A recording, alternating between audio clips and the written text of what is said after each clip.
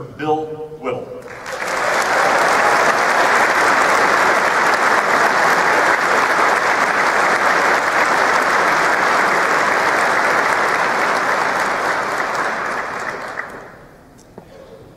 Hi, everybody. Hi, Ted. It is a great pleasure to be here in the United States of America. I just flew in from Los Angeles this morning. I was raised in America, and I always feel at home when I come back.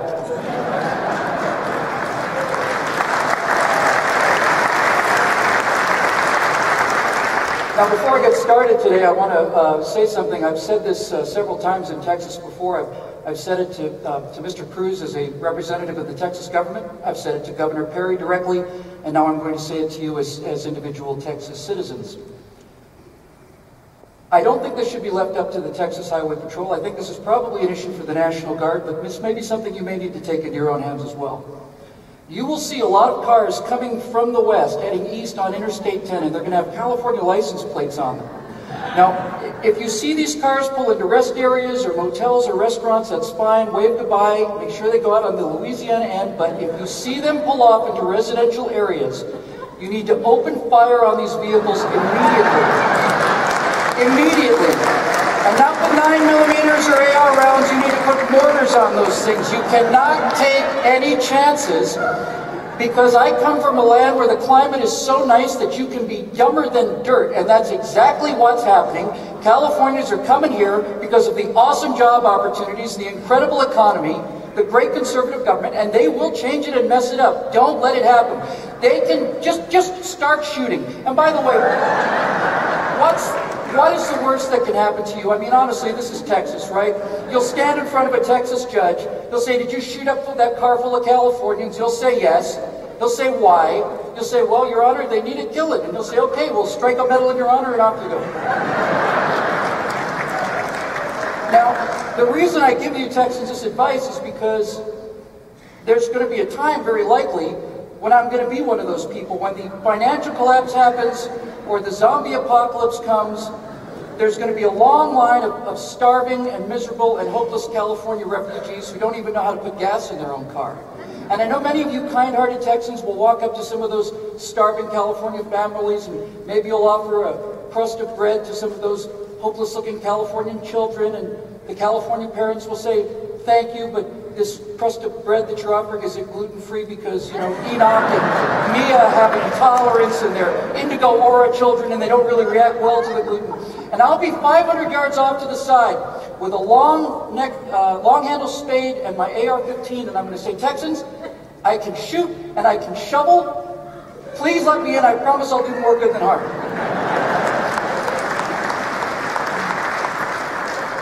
So, the question for our age today, of course, is looking out at the wreckage of what's happening politically to this country. I think the big question we have to ask ourselves is the Obama administration, him personally and their policies, are they unimaginably evil and doing this on purpose? Or on the other hand, are they simply unimaginably stupid and utterly incompetent? And I've given this a lot of thought, and I believe that the answer is yes. Their policies don't work. And the one thing that we're starting to see now as these cancellation notices come in is the recognition that their policies don't work. I'm not a person who has a philosophy and then starts looking for evidence to support my political position. I look at the evidence and then I build a political position. And there are many, many ways that you can communicate directly with these progressives and make them understand that some things are not about opinions. Some things are based on facts. Some things are based on common sense. And one of those things is something that Ted Cruz has that I think is very important. I think it certainly colored him, and I know it colored his father, his political opinions. Because here in America we have an opinion about capitalism, and we have an opinion about socialism. We have opinions. We're like people down in the bilge of a ship. I've got a map and a coastline here, and some other guy's got a different map, and he's got a different coastline. But you can go up on deck, and you can look out and get up from the map and look out and see what's actually going on out there. And the problem with progressives is, if a progressive has drawn a map, and he sees there should be a river delta, and instead it's a mountain range, if a progressive has a map that doesn't match the coastline, he's convinced the coastline is wrong. And that's a fundamental problem. So here are some things that are not opinions. Here are some things that are facts. Excuse me one second, and thank you, Margot Rubio.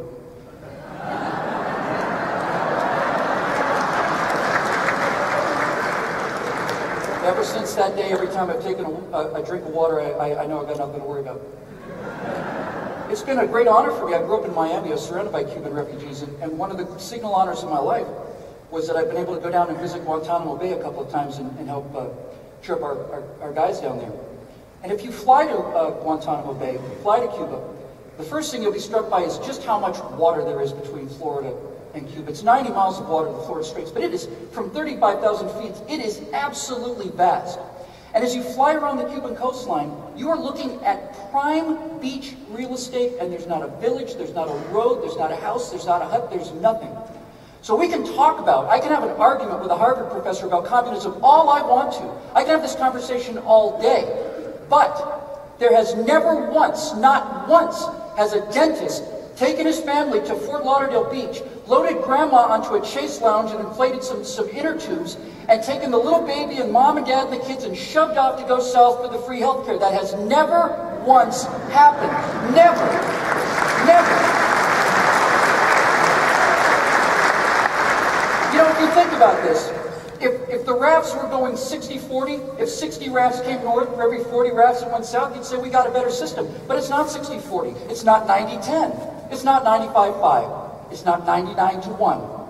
It's 100% of the people who go out into that ocean of water with their families already immersed in salt water, surrounded by sharks. 100% of them leave socialism to come to capitalism. No one ever got shot going up the Berlin Wall to get into East Germany. No one ever, ever. That's not an opinion. That's not an opinion. That's not me having a difference of opinion with a Harvard communist. Those are people fleeing for their lives and risking their families. And how many of these families that came ashore in Florida, how many of them just missed? How many of them got taken by the Gulf Stream and simply drifted out into the middle of the Atlantic Ocean? How many people from Cuba had to sit there and watch their grandmothers and their mothers and their children drown or die from dehydration or shark attack in front of their eyes? And these people have the audacity to say that this is a conversation that we can have about the relative merit of these two systems? How many people have died to get to Cuba? Zero. Zero. It's not an opinion, it's a fact. It's an absolute fact. And Ted Cruz understands these things, which is why I like Ted Cruz so much, why I'm in Texas today. You know, there's some other facts as well. And as Republicans and conservatives, we always seem to miss the point. We always seem to argue about the trivialities and the details. Let's take the gun issue. We talk about 30-round magazines and we talk about pistol grips and all this other stuff. That's not the issue. The issue is, very simply, does a 90-pound school teacher have the right to defend her life against 3 200-pound assailants? Yes or no? Yes or no? Yes. Yes. It is better for her to use a gun to defend her life and go home to her family than it is for her to do the morally superior thing and die there in an alley so that Barbara Boxer and Dianne Feinstein can feel morally superior at a cocktail party. That woman has a right to defend her life. It's not up for discussion. It's a fact. It's a fact. It's absolutely a fact.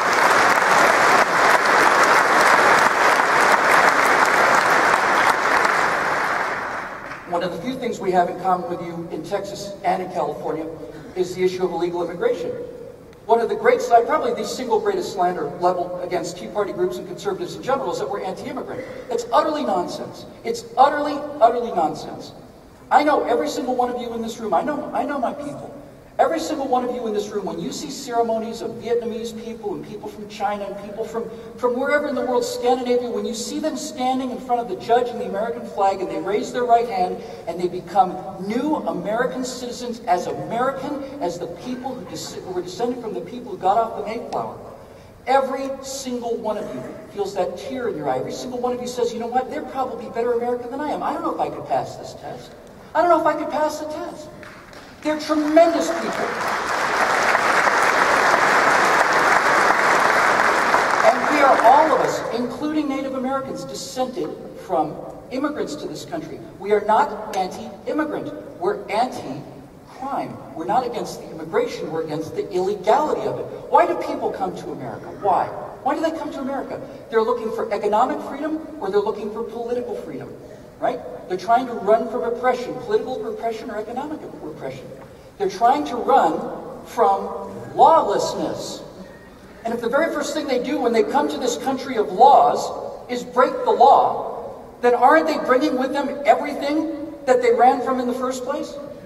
And isn't accepting this as just a fact, not just a slap in the face, but spitting in the eye of the tens of millions of legal immigrants who've spent 10 years and tens of thousands of dollars filling out the forms and waiting in line? We're not against immigrants, we're against criminals.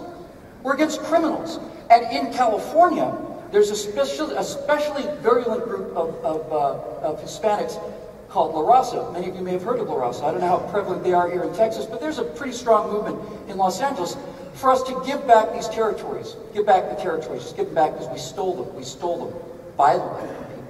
I did a little research on a town a little distance up the road from here, on Lubbock. I just had to put a pin on the map, so I picked Lubbock. So here's a little argument for you when you run into people who say this land belongs to Mexico. If the part of the territory under Lubbock will go back to the previous owner, we'd have to give it back to the Confederacy. Because the Confederacy, prior to the United States of America, was the last flag that flew over Lubbock. But they're not here anymore, obviously, so if you're going to give Lubbock back to its original owners, you got to give it back to the Republic of Texas. But they'll say, no, the Texans took it by force. It has to go back to Mexico. And that's where they want to leave it. But there's a problem there. Because Mexico became Mexico by force by rebelling against Spain. That land actually belongs to Spain, is who it belongs to. The Spanish took it from the French. The French took it from the Spanish. And then it gets a little dicey, because if you really want to give it back, then of course you have to give it back to the Comanches, who took it from the Apaches, who took it from the Pueblo people, who stole it from the First View people, who robbed it from the Plainview people, who ripped it off from the Folsom people. And we can go back as far as Clovis Man, which was a prehistoric race of people. It's not a dude in South Central LA. Hey, it's Clovis Man. No. There are two people that have a claim on Lubbock, Texas. The original owners and the present owners. Clovis Man isn't here anymore. As far as I'm concerned, it belongs to us. And I'll tell you something else. I've been to Tijuana and I've been to San Diego, and there is a large difference between San Diego and Tijuana. And what this is just another progressive effort to steal through legislation what they can't do through hard work. The difference between San Diego and Tijuana is hard work and habits and discipline and attitude. That's the only difference on that line, and that's why they want it back so bad. But it just doesn't make any sense. It doesn't make any sense. We talked about common sense? Yeah, okay, sure.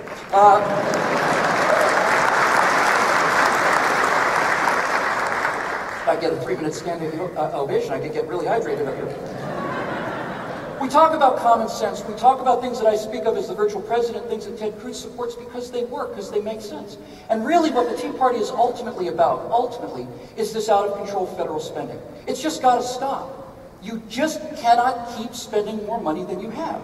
And if you want some evidence of that, I just happen to have some right in front of me. I have here, these are my two favorite props. I have two pieces of paper, square pieces of paper. They've got printing on them and some numbers. They're just pieces of paper. They're both legal currency, legal tender. This is an American $20 bill, and this is drawn on the Bank of Zimbabwe in the amount of, no fooling now, $100 trillion. Now, I don't know about you guys, but I never leave the house without $100 trillion on me. I may get snowed in and maybe I need to buy American Airlines or something.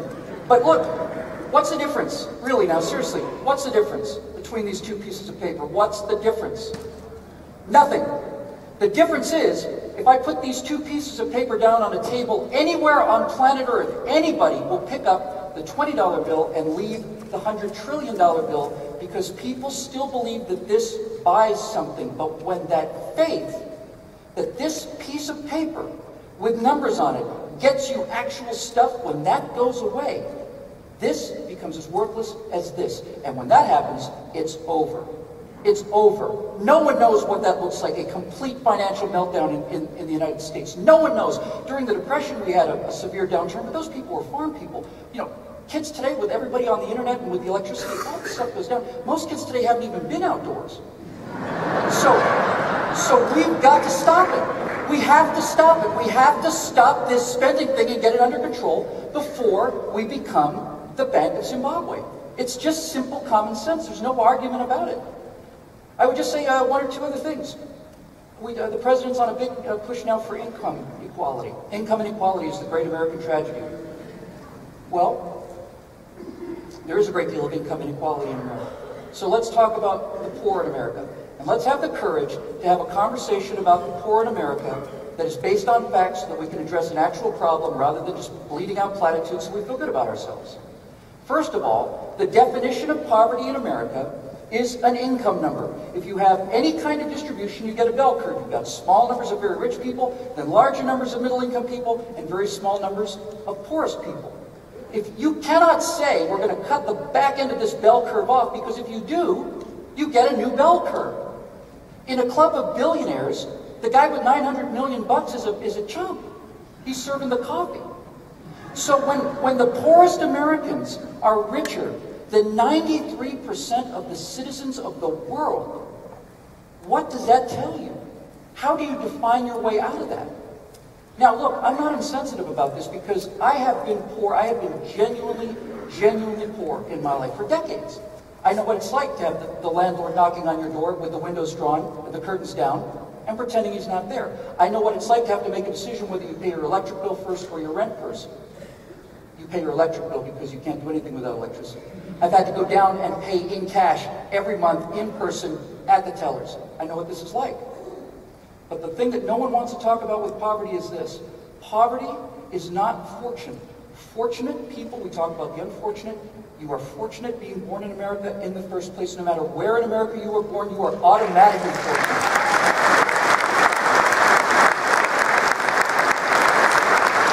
And it is fundamentally and absolutely true that no one controls whether you are born into a rich American family or a poor American family, but the genius of America is that it doesn't end there. This society is slippery, it's viscous, you can move. This is the thing that the progressives never ever talk about, because if they do, it's the end of everything for them. The entire idea of the American dream is to have a land that is free enough so that you can work your way out of poverty and you no longer be a poor person. And when millions and millions of people do that, you end up with the richest country in the world. Poverty is a series of decisions. There are a series of bad decisions that people make. And the one thing that progressives will never say, and I can barely believe I'm saying this out loud because it is radioactive to say this about the poor, but we all know it's true. If you took the 10% of the richest Americans in the country today and gave all of their money to the 10% of the poorest Americans in the country today, 20 years later, those original people would be the richest people, and those original poor people would be the poorest people. Some percentage is true. Now, it wouldn't be the whole 10%. There are some rich people who don't know how to make their way back out of poverty. Likewise, there are some poor people who genuinely just need resources and can create businesses. But by and large, it's a series of decisions. These are all common sense things that we all understand and nobody talks about. That's why politics are so messed up in this country. That's why I wanted to come and talk about my friend Ted Cruz here. And the final thing I think I'll say briefly is, of all the things I miss in America and that I think are screwed up right now, it's the lack of strength on the part of the president and the part of the country that makes me ill. It makes me ill. It's hard to watch. My favorite moment in the Obama presidency by a country mile was just recently at the Mandela funeral. I got such a kick out of that. I mean, think about it. Here's Barack Obama doing what he does best. Basking in other people's glory, hanging out with the guys, flirting with the Prime Minister of, was it Denmark or Finland? Or, doesn't matter outside of Texas. Apparently it's important to those people. We'll just say Scandinavia. And for about 10 seconds so you can realize he's forgotten where he is, and all of a sudden he looks around and Michelle is giving him that look, you know, that look. And I have to tell you, that's the only time I ever actually genuinely feel sympathy for Barack Obama is when he's with the First Lady. It's the only time I feel like human emotion and connection to him. And you can see him just wilt. And he said, you know, you just wilt and wither like that. I actually felt really sorry for the guy. But how do you think that looks abroad when the President of the United States, 2 minutes later, has gotten a timeout from his wife. Switching seats. You can't sit next to her anymore. You're not allowed to sit next to her anymore. How do you think? I'm serious as I can be. How do you think that looks? The man's wife said, "You are going to switch chairs right now, mister." I would have said, "I am the President of the United States of America. And if you weren't such a rotten, mean-spirited, stone-cold First Lady, we wouldn't be having this discussion." But contrast that with Vladimir Putin. I mean, Vladimir Putin has, Barack Obama has photos of getting a timeout. Vladimir Putin has pictures of him riding a Siberian tiger through the snow without a shirt. He's hunting wolves with rocket launchers. And I guess that's effective if you're governing a nation of alcoholics. But it is an impression of strength. And I want to see the President of the United States, when he talks about Iran or he talks about North Korea, I don't want him to do it in the Oval Office. I want him to do it on the deck of the Nimitz. And I want those F-18s going off the deck. And I want him to stand there and say, "Listen, I know you've all been told that these sailors and soldiers and airmen of ours are these kind of the washouts. They're the ones who aren't smart enough or good enough to make it financially. It's kind of a works program for the terminally stupid. These guys behind me here, including that 17-year-old who's parking a $60 million jet within 6 inches of a nuclear-powered city that's moving through the water at 30 miles an hour, those guys want to fight you. They want to go. I have to hold on to them with leash of iron. These warriors want to go out there and they want to blow up everything that is under the nose of those airplanes. Don't mess with us. I want to be proud of the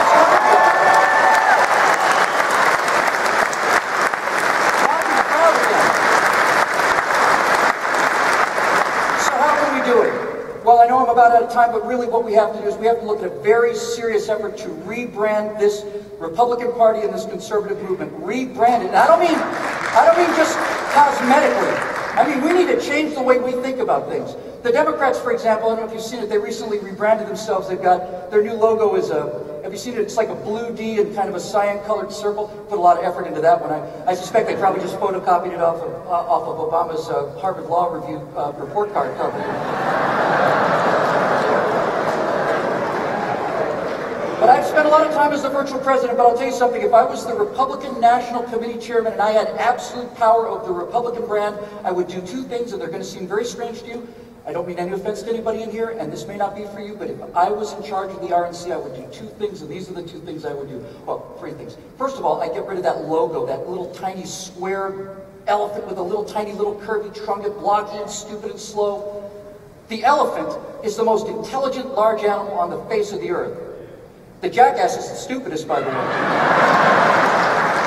So I'd get rid of that logo and I would make it red, and it would be an elephant. There'd be fire in his eyes and his head would be down and he'd be charging ahead and his trumpet would be bleeding out. And right below it would be our motto, the new motto of the Republican Party, which is, "Don't be an ass." Don't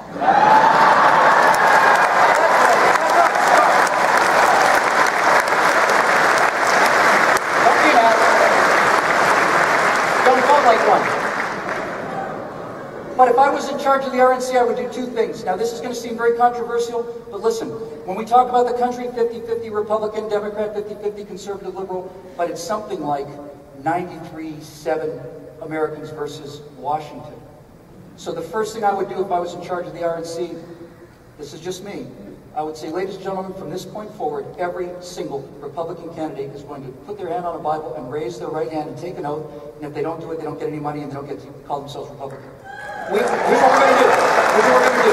The oath is very simple. No re-election to this office, period. Now, hear me out.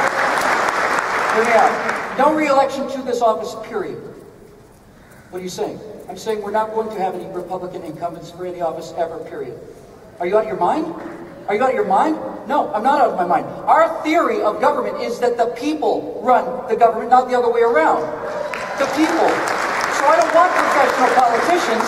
I want lawyers and waitresses and school teachers and businessmen to come to Washington, do 2 years or 6 years or 4 years of service, and then go home. Because by the time they're ready to be reelected, their information's already at least 2 years out of date. Harry Reid says he wants to retire in like 2136 or something, is it, Ted? He wants to retire. He won't even be able to run his own jetpack when he gets out of office. We believe in government by the people. That would make us immune to fundraising. We wouldn't have to worry about campaign contributions. We wouldn't have to worry about corruption. We would just be the party of the people.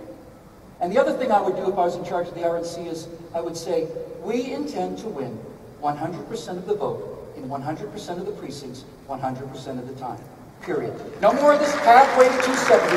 We're going to win every vote in the country every time because these ideas work and they work for everybody. And then we just go out and sell those ideas. And I would have every single Republican stand on the steps of the Capitol, and I wouldn't let them go in, and I would say, we are not going to go into that building until the government inside that building comes into conformity with this document called the Constitution of the United States. And among the many violations here in the Fourth Amendment, it says, no warrant shall issue, but upon probable cause supported by oath or affirmation. If the NSA is pulling billions of emails a day, there must be millions of judges in an underground vault someplace doing oaths and affirmation on a moment-by-moment basis. So it's going to be a lawful government or it's not going to be a government.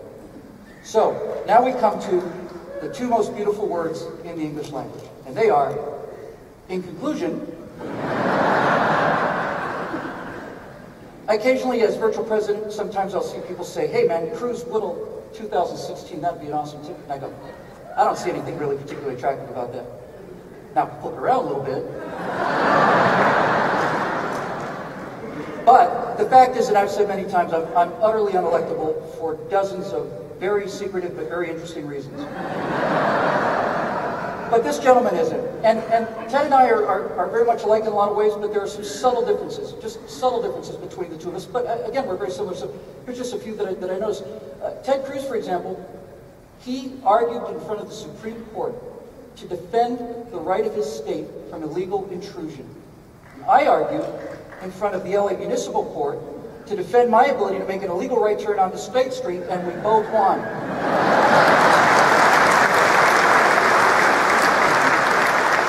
Ted Cruz used to walk through the hallowed halls of Harvard Law School, spending hours and hours and hours in order to pass the bar so he could achieve a shortcut to professional success. And I spent many hours walking through the law school halls at the University of Florida, which was a shortcut to a bar where I would spend many, many hours waiting for my theater degree to come and bring me along. Ted, of course, you guys know, is a family guy. He's the kind of guy who probably runs marathons on the weekends.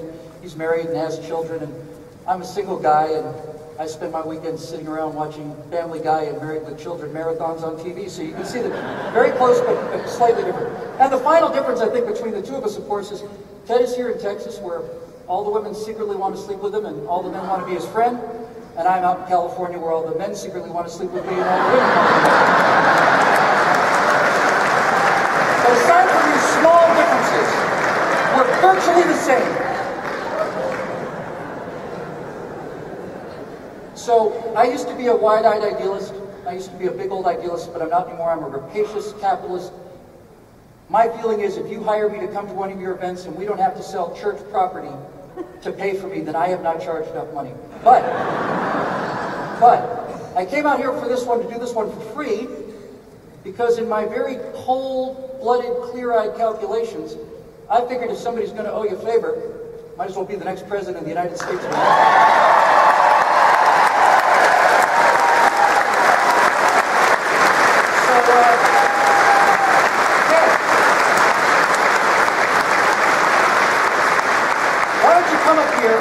And show these good people from Allen, Texas, the way you kick ass back in Washington, D.C.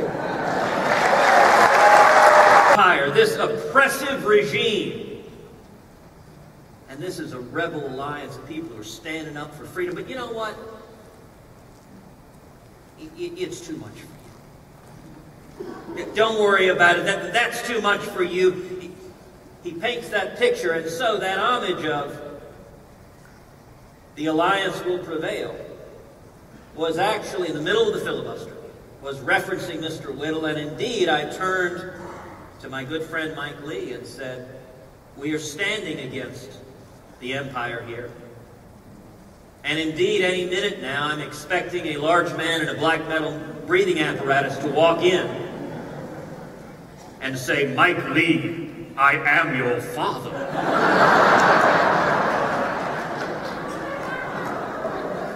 So that was inspired by Bill. Now, I'll tell you, the last week or so, it's been pretty cold. It's been really cold. I mean, look, Al Gore told us it wasn't going to happen. 2 weeks ago, I am told that President Obama said he will admit Obamacare is a disaster when hell freezes up. And then last week, Washington, D.C. was covered in ice.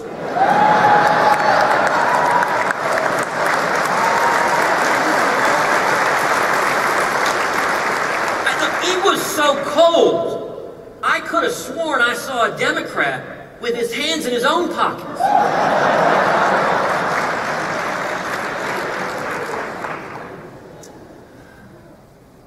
I also want to take a moment to apologize if there are any Alabama football fans here. I feel obliged to do that because I was coming here. This is a place of worship, and yet Alabama football fans are being forced to gaze at field goal posts and relive that Auburn game. And so I'm sorry. That's a hard thing for any Alabama fans. Well, I'm thrilled y'all are here. And I can promise you one thing. I will do my very, very best to speak for under 21 hours.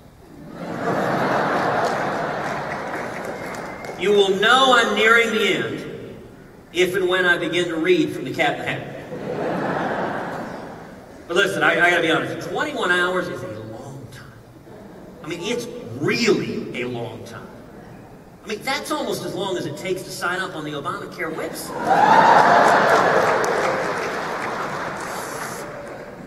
It is great to be back in North Texas, to be here with so many friends. I want to recognize my friend Congressman Michael Burgess. Michael, where are you?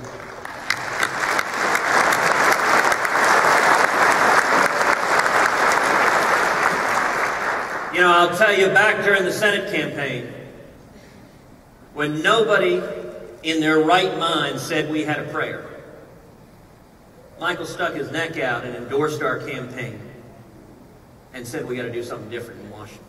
Michael, you're a principled, courageous man.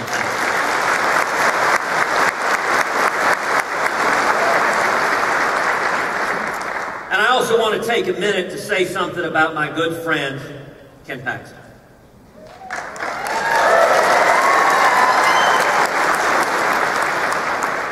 Ken has represented a great many of the men and women in this room for over a decade, both in the State House and in the State Senate. And I'll tell you, the Scriptures tell us, you shall know them by their fruit. And Ken has been standing up over and over again, fighting for conservative principles in Austin. He has stood up and fought to pass voter ID laws. He has stood up and fought against Obamacare, and he has stood up to fight to defend our religious liberty. And Ken, I'm proud to call you my friend. You're a strong, powerful conservative leader.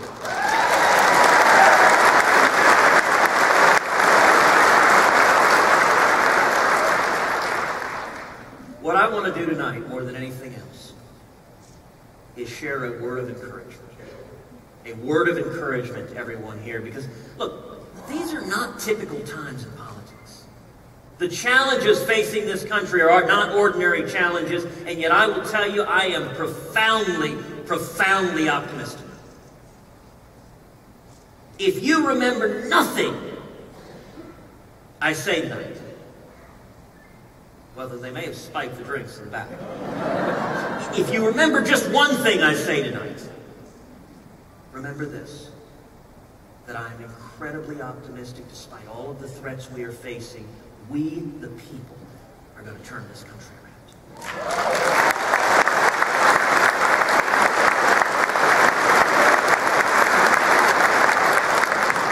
I want to talk to you about three things. Number one, liberty is under assault.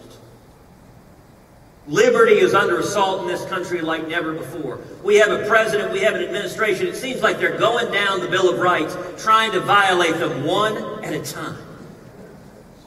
You look at the First Amendment, this is an administration that consistently has refused to respect and has violated religious liberty, especially the religious liberty of the brave men and women fighting in our military.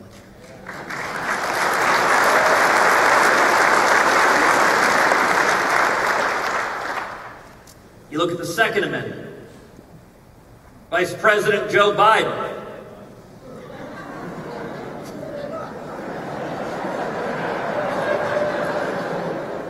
You know the nice thing? You don't need a punchline. You just say his name. I promise, try it. Go to a cocktail party. Be sitting there, just look at someone and say, Vice President Joe Biden. They will crack up laughing. But Vice President Joe Biden said, if someone attacks your house, just go outside with a double-barreled shotgun, fire both barrels in the air. Now that is very, very good advice. If it so happens you're being attacked by a flock of geese. But you know what? This is the most anti-Second Amendment administration and president we've ever seen in our nation. You look at the Fourth and Fifth Amendments, the rights of privacy of every American. How many of y'all have your cell phones? I'm going to ask each of you, please, leave your cell phones on. I want to make sure President Obama hears every word we have to say.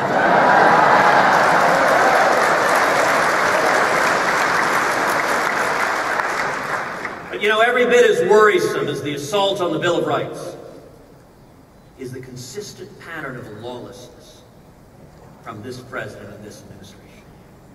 The contempt for rule of law. You know, this administration began early on by the president decreeing a moratorium on offshore drilling in the Gulf of Mexico.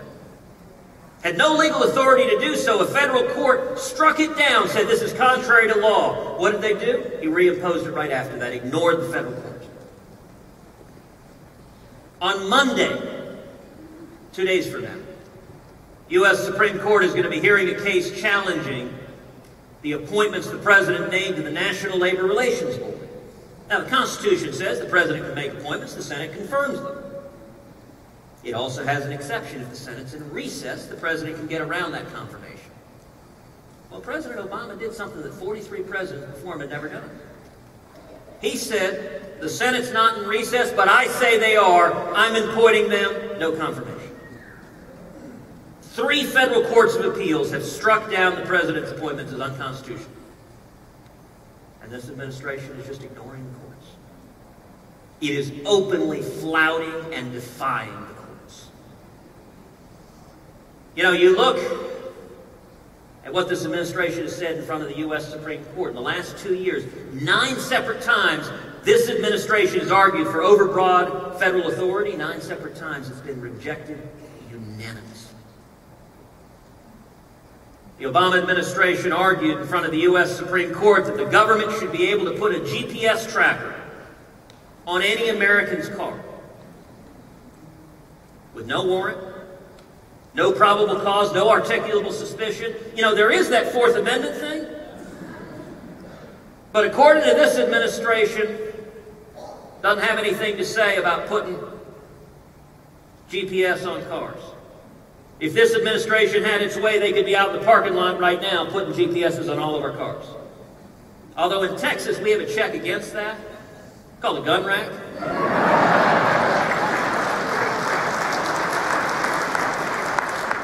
U.S. Supreme Court unanimously rejected that proposition, said, of course, Americans have a right to be free from the government monitoring everywhere they go. This administration also, in another case called Hosanna Tabor, made an argument, you know, we're standing in a church today. This administration went in front of the U.S. Supreme Court and said the First Amendment has nothing to say about whether a church has the authority to hire their own pastors, hire their own teachers. There's no First Amendment protection whatsoever. Justice Elena Kagan, who was appointed by Barack Obama, famed right-wing kook Elena Kagan,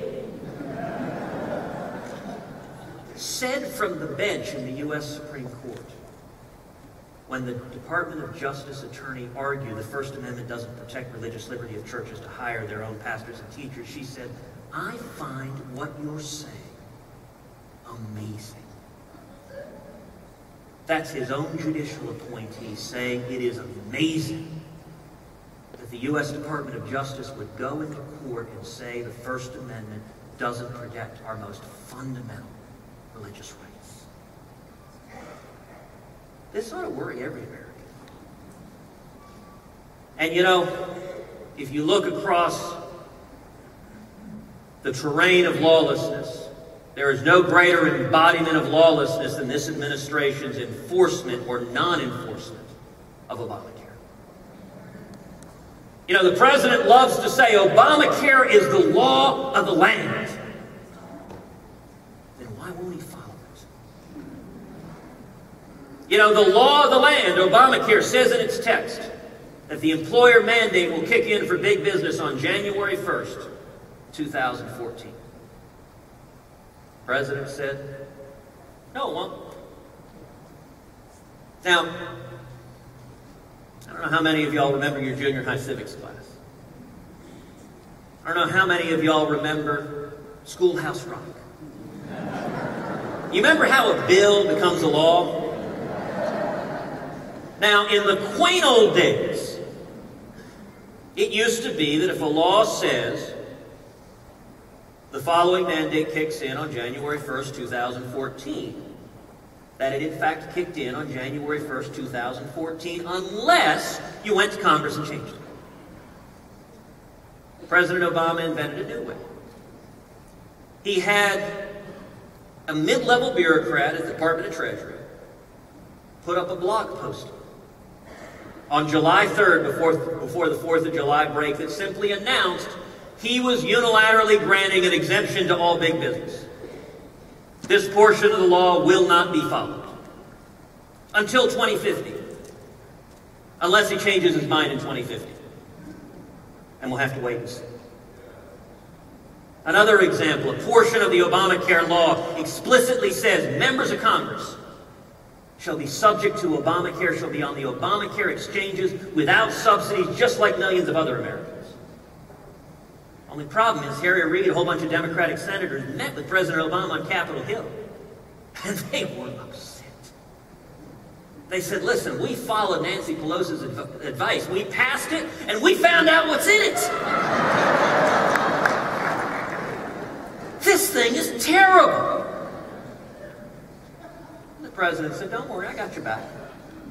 I got your back. And with the wave of a hand, he exempted members of Congress. Never mind what that pesky little law says. We're just not going to enforce that. And you know, most strikingly, as we've seen Obamacare melting down, the most tragic consequences of it have been the over 5 million people whose health insurance has already been canceled because of Obamacare. And it's illustrated to people all over the country that when Barack Obama stood up and said, if you like your health insurance plan, you can keep it, period. Well, if you read the New York Times, well, that's your first mistake. But the New York Times said when he said that, he, quote, misspoke. You know, there comes a time, Kathy, where you can't make this up. And you cannot make fun of the left-wing media. You simply can repeat what they say. So, according to the New York Times, President Obama misspoke 28 separate times when he said word for word the exact same thing, looking in the television camera, reading the teleprompter to the American people. And it just so happened it was deliberately, repeatedly false. So, it's kind of a political problem then when people realized the prior statement was no longer optional. So, going back to the civics class, the old way you used to do it. If a law's not working, you go back and say, okay, let's go to Congress and fix it. Now, the president had a whole new way to do it. He held a press conference. He held a press conference at the White House and he announced to insurers, I am instructing you to violate the law. By the way, the reason those 5 million plus people have lost their health insurance, it's not an unintended consequence. Obamacare says, we, the federal government, don't like the health insurance policy you have and you like. And so it is illegal. That's why they're canceled, because Obamacare makes their policies illegal. And what does the president say? I am instructing the American people I am instructing private citizens, insurers, violate the law. You know, some of us may think if you want to know what the law is, you go look at the United States Code, at the actual thing that was passed. He says, no. All of you are instructed to violate the law for 1 year. Unless I change it. You know, this is not an issue about right or left. This is not an issue about conservative or Republican. To be honest, there ought to be Democrats lining up. If we had anything resembling an actual impartial media, they ought to be lining up, because I'll tell you what, if you have a president who can pick and choose what laws to follow, then you no longer have a president.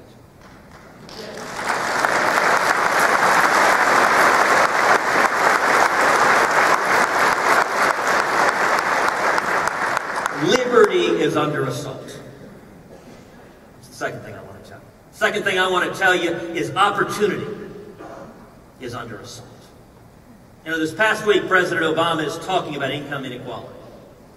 I think that's great. I think it is very fitting that he's talking about income inequality. Why? Because under President Obama, income inequality has increased dramatically.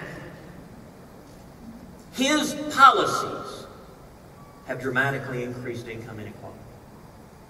Single biggest lie in politics is the lie that Republicans are the party of the rich. Here's the dirty little secret that you'll never see on the nightly news. The rich do just fine with big government. Big business does great with big government. They have armies of lobbyists and lawyers and accountants. They get special deals, and they do just fine. Do you know that today, the top 1%, the millionaires and billionaires the president loves to demigod, earn a higher share of our national income than at any time since 1928? That's the result of the Obama policies. But look, hey, 1928, nothing bad happened after that. Don't worry about it. The people who are hurt by the Obama economy, the people who are hurt by $1.7 trillion in new taxes, by job-killing regulations, are the little guys.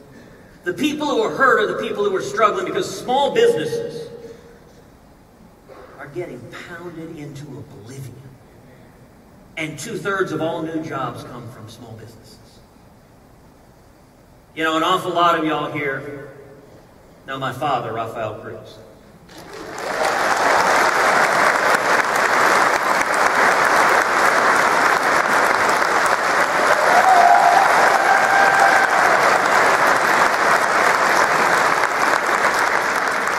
Now, my dad is very, very shy and soft-spoken.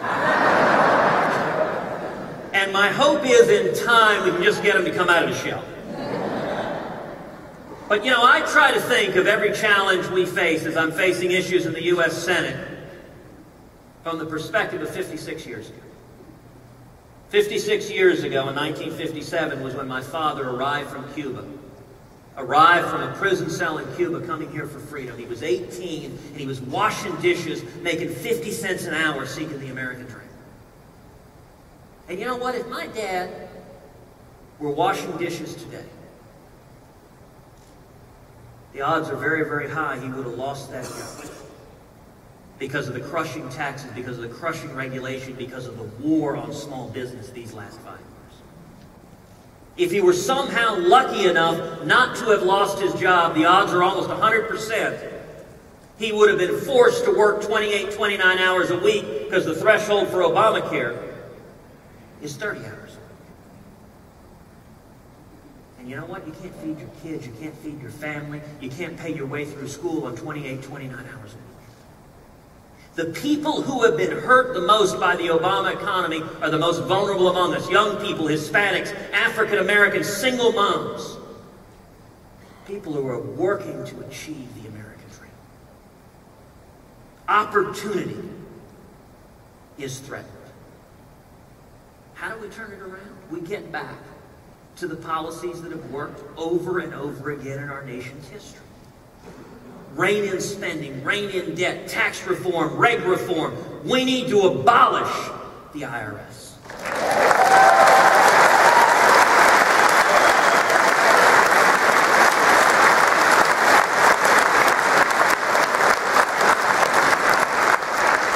We need to repeal Dodd-Frank.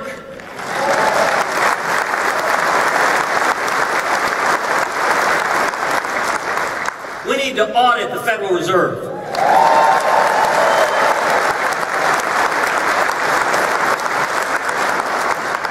And we need to repeal every single word of Obamacare.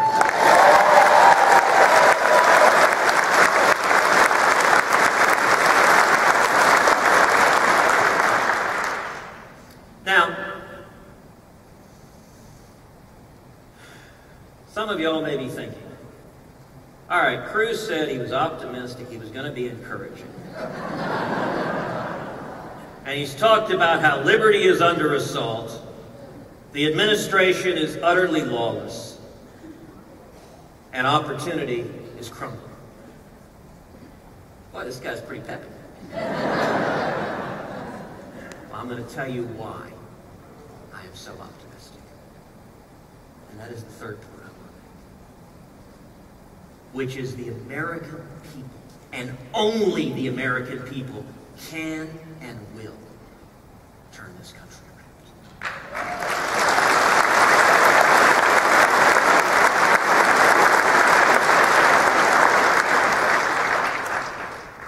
In the last couple of years, we have seen something extraordinary, something transformative, which almost none of the media coverage has mentioned.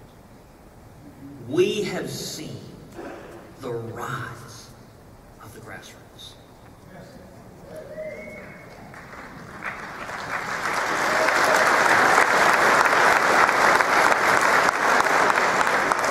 We've seen it here in Texas, on the ground. You want to know why I'm optimistic? You want to know why I'm inspired? You inspire me. My friend Katrina Pearson inspires me.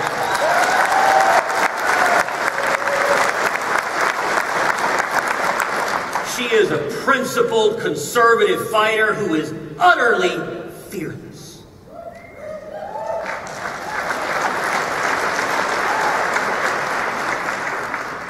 My friend Connie Burton inspires me.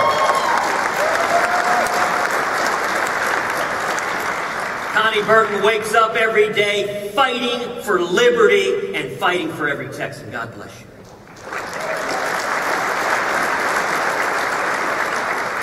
My friend Maggie Wright inspires me.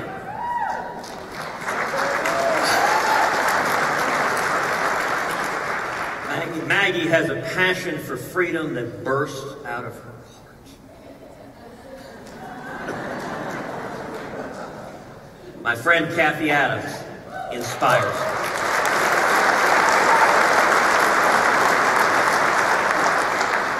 Kathy is willing to speak the truth, no matter the price. My friend Lyle Lamb inspires me. Lyle has worked thousands of hours spreading the message of freedom.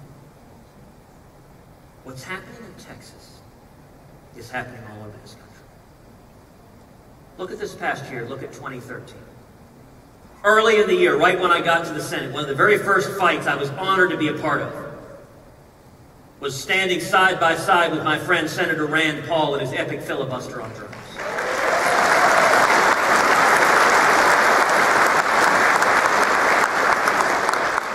What happened with that is the American people saw what he was doing, began speaking up for liberty. It was astonishing. As the night went on, as it got into the evening, you saw senators who'd been in office 20, 30 years rushing back to the floor of the Senate from home. And they walked in and they're sort of, I don't know what's happening, but my staff said the Tweety thing is exploding.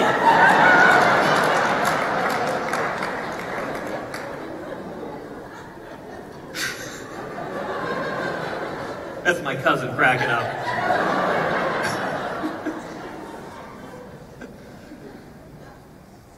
the American people spoke up. And the next day, President Obama was forced to do what he refused to do for 3 consecutive weeks, which is admit the Constitution limits his authority to target U.S. citizens.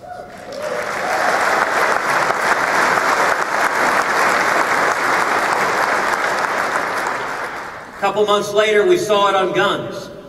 We're following the horrific shooting in Newtown, Connecticut. All of Washington was convinced President Obama's anti-gun agenda was unstoppable. Until the American people began speaking up in overwhelming numbers and telling their elected representatives, listen, violent criminals, come down on them like a ton of bricks. But protect the constitutional right to keep and bear arms of every law-abiding American.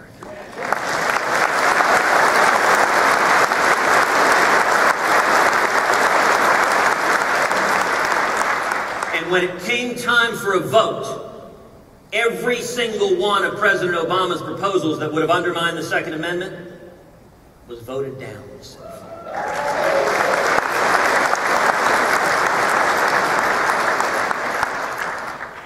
A few months later, we saw the president on Syria announce that he intended to launch a unilateral military strike. And the immediate reaction is we had bipartisan leaders from both houses of Congress say they agree. The consensus in Washington was that was unstoppable. And then the American people spoke up in incredible numbers and said, we don't want to send our sons and daughters to get in the middle of a sectarian civil war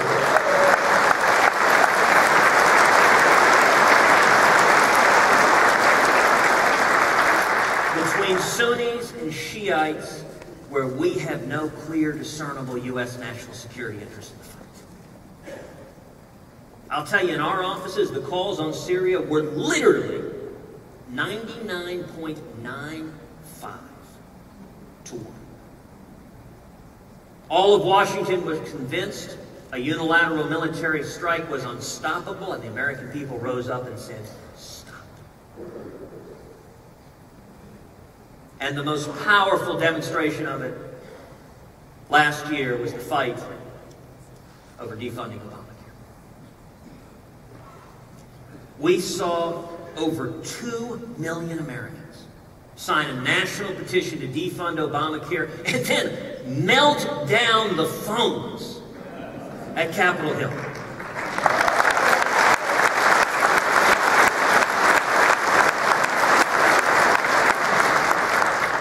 I cannot tell you how many of my colleagues pounded the table and said, my constituents, they keep calling me. Now, the mainstream media has explained to us that the effort to stop Obamacare was a total failure. They've said it has permanently hurt Republicans. Really? You know, the interesting thing is we don't have to argue hypothetically. The proof is in the pudding. Right now, today, President Obama is at his lowest approval rating he has ever been in 5 years.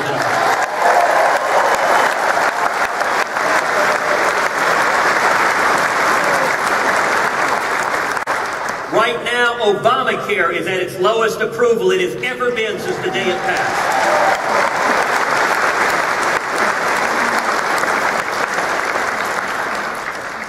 Right now, Obamacare is becoming wildly unpopular with young people.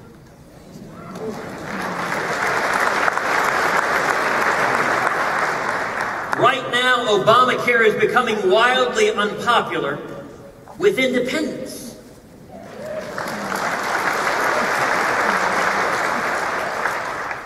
In fact, astonishingly, outside of Washington, D.C., right now, Obamacare is becoming unpopular with Democrats.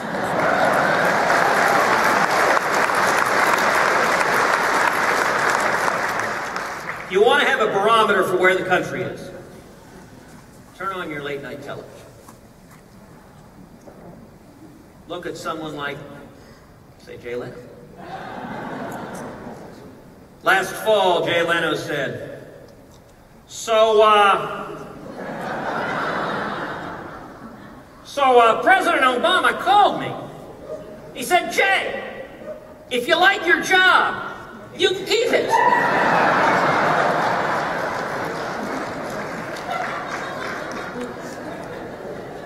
A couple weeks later in November, Leonard went back to the thing.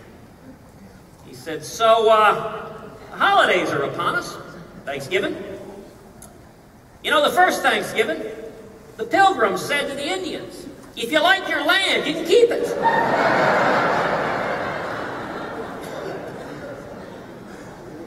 This thing ain't working. And what we are doing, what the fight that began last summer has done, is elevated the debate and made clear to every American that Obamacare is a disaster and it's got to be repealed.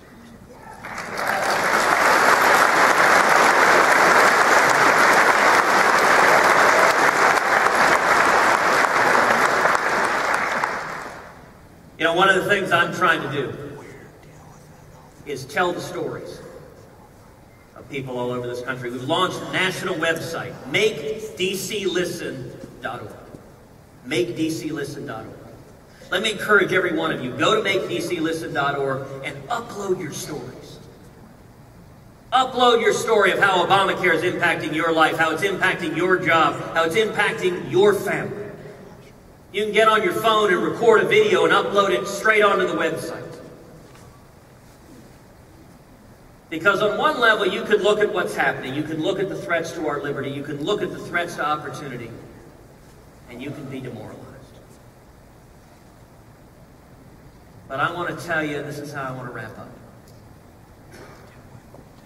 The book of Ecclesiastes tells us there's nothing new under the sun. Where we are today reminds me a great deal of the late 1970s. Late 1970s, you had economic stagnation and malaise.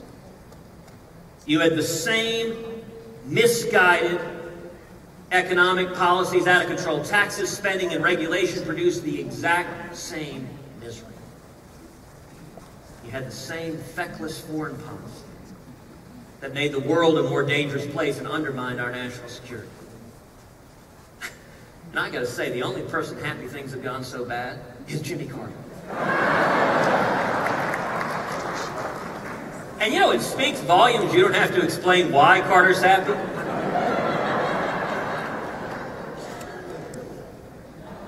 And what happened in the late 1970s? All across this country, we saw first hundreds, and then thousands, and then millions of men and women form a grassroots movement that became the Reagan Revolution, that swept this country.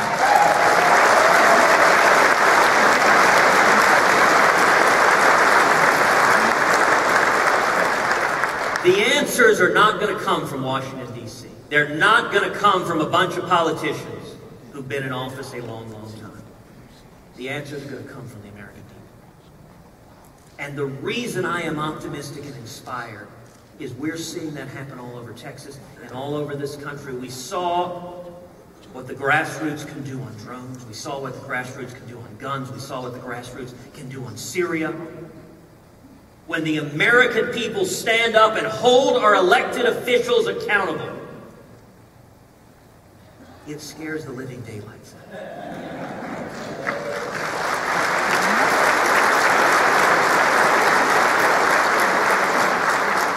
And liberty is never safer than when politicians are terrified.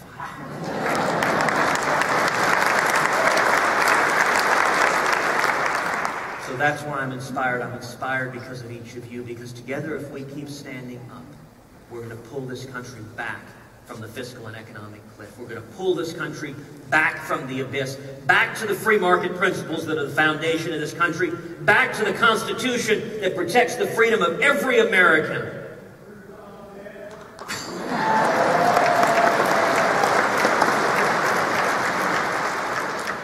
That's what we're doing together.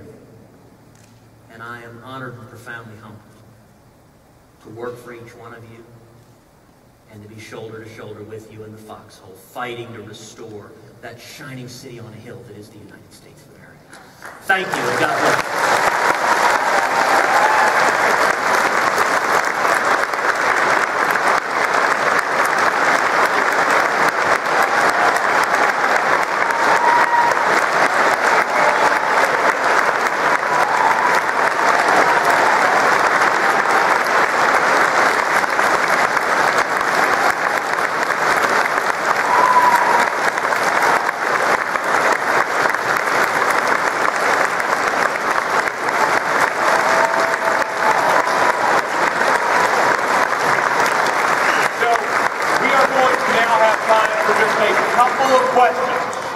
So what I'm going to ask you to do, if you've got a question, cheering section over there. The whole room's a cheering section for you. It's fabulous. Whole stage, the whole nation. Well, small portions. Working on the next. So what I'd like you to do, if you've got a question for Senator Cruz, there are a couple microphones here in the room. Find it here and there. So come up here, orderly, carefully. We want to try to get to a couple of you. And while folks are moving forward to come to these microphones, I do have to confess something. I'm going to we're in a church. I'm going to bare my soul for a moment in front of our senator. A year and a half ago, chatting with some friends, asked me about Senator Cruz's chances, and I say, well, he's a great guy. He's very smart, very aggressive. He's all those kind of things. Yeah, who knows what's going to happen? So, but look, the reality is, the playbook of the U.S. Senate is someone gets elected, they put on clothing that looks a lot like the wallpaper, and you don't hear from them for 5 years. And I just want to say how glad I am that I was completely wrong about Ted Cruz. And more importantly, I'm so glad that because of the example of Ted Cruz, that old playbook has been torn up, set on fire, never to be re-exerted. He has set a new model for the Texas Senate. So thank you, Senator Cruz.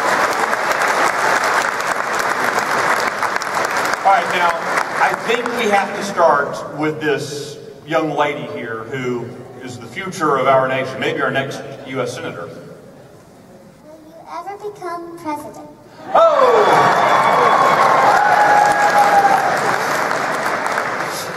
Well, thank you for that very kind question. That ultimately is in God's hands.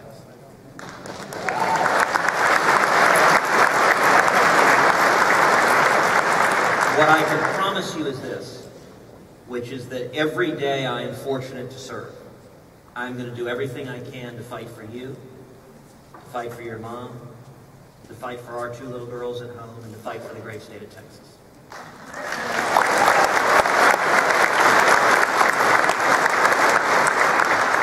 Gentleman Blue. Senator, thanks for being here tonight. Your words are inspiring, and Texas is proud to have you represent us. Thank you. You talked quite a bit about the lawlessness that is our president. The one thing that I'm asking you tonight is to help me understand why all the Republicans in the House and Senate are allowing him to get away with it. There must be some protocol that can allow us to stop the lawlessness, and I'm not seeing any action done to do that. It is a fabulous question, and there are really 2 parts to the question. Number 1, on the Senate side, the most important defender of Barack Obama is Harry Reid. Harry Reid, as the majority leader, has the ability to shut down any ability for the Senate to effectively hold the president accountable. And he has played that role shamelessly. I will tell you, on that point, I am very, very optimistic. I think the terrain is very, very favorable in 2014 for an incredible election year like 2010. And I believe in November 2014, we're going to retire Harry Reid as majority leader.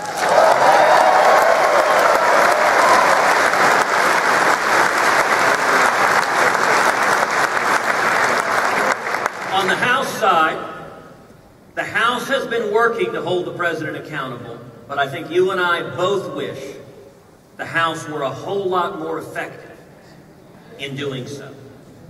And for example, for a long time I have been calling for the House of Representatives to appoint 2 select committees. One to investigate the IRS and one to investigate Benghazi.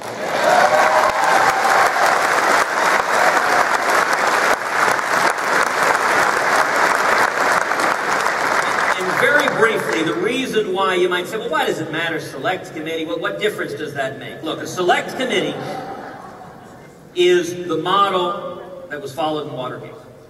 Now, preferably, I'd like it to be a joint select committee, because I have to admit I would kind of enjoy participating. But a select committee will have a chief counsel who is an experienced prosecutor. Right now, the House has had some hearings, and you have a series of politicians who come in, and they ask questions for 5 minutes, and they get on TV, and they leave.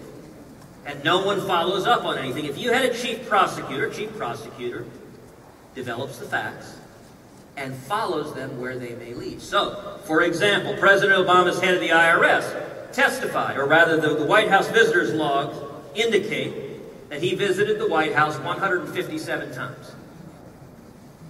That's more than any member of the Obama cabinet.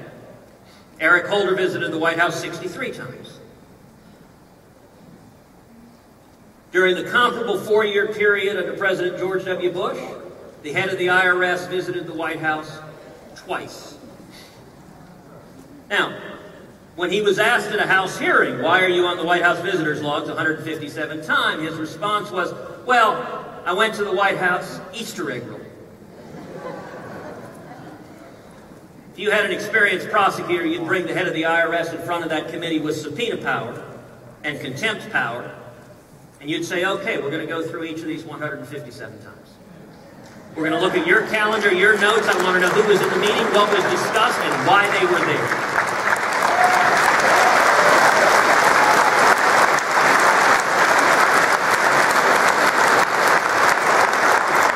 That's what we should be doing, and it's what I hope the House will do. All right. Last question. Hi. My name is Virginia Pradan, and like your father, I was born and I fought against communists. It was in Romania. I just want to thank you so much for everything that you are doing. And I want you to know that you were right, that Obamacare is not about care. It's about bringing communists to America. Thank you so much for everything that you have done. Our support and soon the support of everybody in the United States. I want to ask you a question. I am a proud mom of United States Air Force pilot and of United States Navy. I want to know, they are under tremendous pressure. Religious persecution, if they are Christians and minds they are, their future pension, and many others. Please tell us what you will do for them, and also please tell us how you want us to help you to accomplish what you want to do.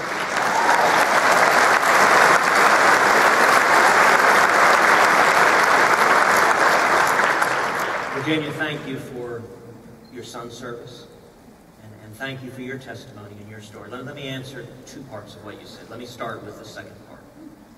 I agree with you, the treatment of the men and women in our military under this administration has been shameful and unacceptable.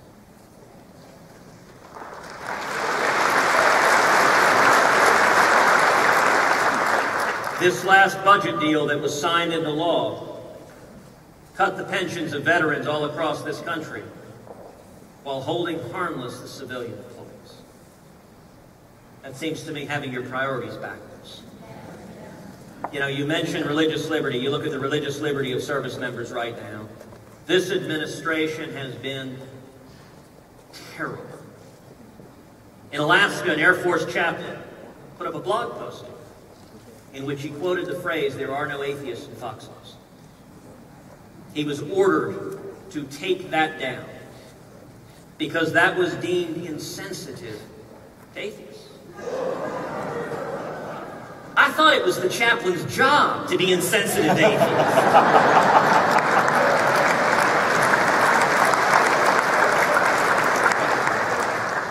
The irony is the phrase, "there are no atheists in foxholes," came from a 1954 speech in front of the American Legion by President Dwight D. Eisenhower, a man I might note who had some passing familiarity with the military. And I will tell you, one of the things I was very proud to do, I serve on the Armed Services Committee, and along with Mike Lee, we introduced a series of amendments to protect the religious liberty of servicemen and women, to call for an inspector general to investigate the persecution of chaplains and whether they're being restricted. President Obama threatened to veto the amendments we introduced, and I'm proud to say that about a third of the Democrats on the Armed Services Committee sided with the Republicans, adopted the amendments, and they were passed into law at the end of last year.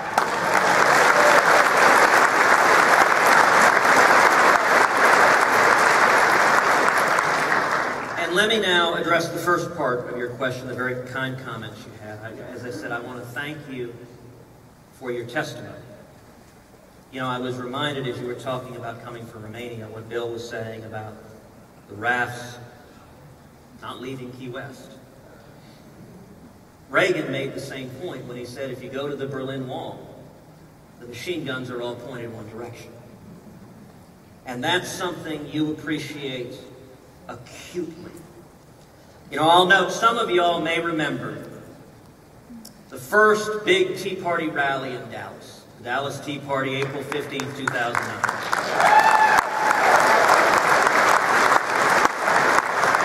A lot of y'all were there. Katrina was there. Ken Emanuelson was there. And you had a pastor from Carrollton named Rafael Cruz who was there.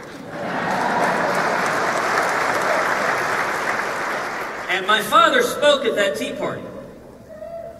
And he described, he said, you know, when I was a young man, I saw a young and charismatic leader come to power. And he promised hope and change. And he talked about how the rich were evil and he was going to redistribute the wealth. And then my dad described the deprivations and oppression that Fidel Castro carried out in Cuba as he destroyed that mighty nation. Now, after my father's speech, I put a portion of it on my Facebook page. And a left-leaning journalist, although I repeat myself,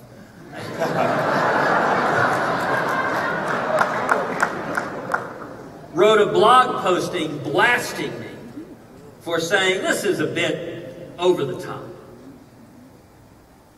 comparing Barack Obama to Fidel Castro. And one night about 1:30 in the morning, I'm sitting there on the computer, I'm reading the comments. I guess I had nothing better to do, but I'm reading the comments. And it's all of these left-leaning folks who are just, I mean, they are hysterical. This is unbelievable. How dare you compare Obama to Castro? I can't believe it. I can't believe it. Go on and on. And I did something I've never done before or since, which is I signed up online, used my own name,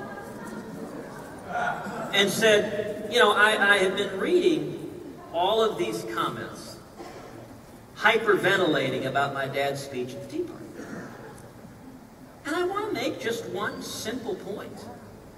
If you look at what my father said, he never once mentioned the words Barack Obama.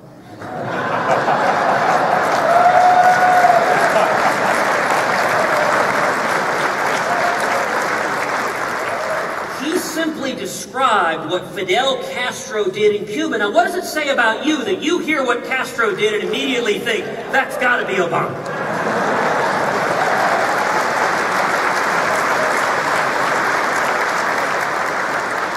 And so, Virginia, if I may be a little presumptuous, I want to take the opportunity on behalf of your kids to say thank you. Thank you for coming here. Thank you for giving them a life of freedom. Thank you for making them appreciate how fragile and precious this extraordinary liberty is. And thank you for inspiring all of us.